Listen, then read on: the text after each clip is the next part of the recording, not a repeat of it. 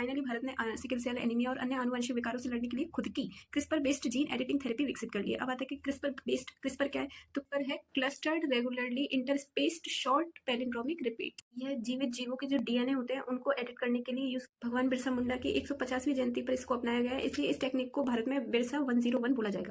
इस टेक्निक को विकसित किया है CSIR plus IGIB, full form है council of scientific and industrial research plus IGIB institution of genomics and integrative biology.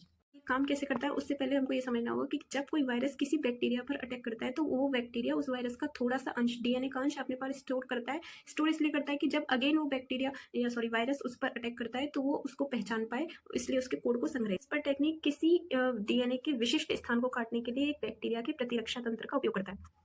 जब कोई वायरस किसी बैक्टीरिया पर दोबारा अटैक करता है तो वो बैक्टीरिया क्रिस्पर संबंधित एक प्रोटीन होता है Cas9, उसकी सहायता से उस वायरस के उस डीएनए को बॉडी से काट देता है, जिसके कारण उसका प्रभाव समाप्त हो जाता है। अब आता है Cas9 प्रोटीन की तरह काम करता है जो डीएनए को काटने के लिए उपयोग किया जाता है। जो प्रोटीन है उसको कैसे पता चलेगा कि डीएनए के किस भाग को काटना है, तो देखिए हमारे आरएनए के 3 पार्ट होते हैं, mRNA, gRNA और tRNA। तो gRNA होता है वो गाइड करता है Cas9 प्रोटीन को कि डीएनए के किस भाग को काटना है। प्रोटीन में एक छोटा मॉलिक्यूल आरएनए का होता है जो Cas9 प्रोटीन को वहां तक ले जाता है जहां पर कट लगाना है डीएनए को।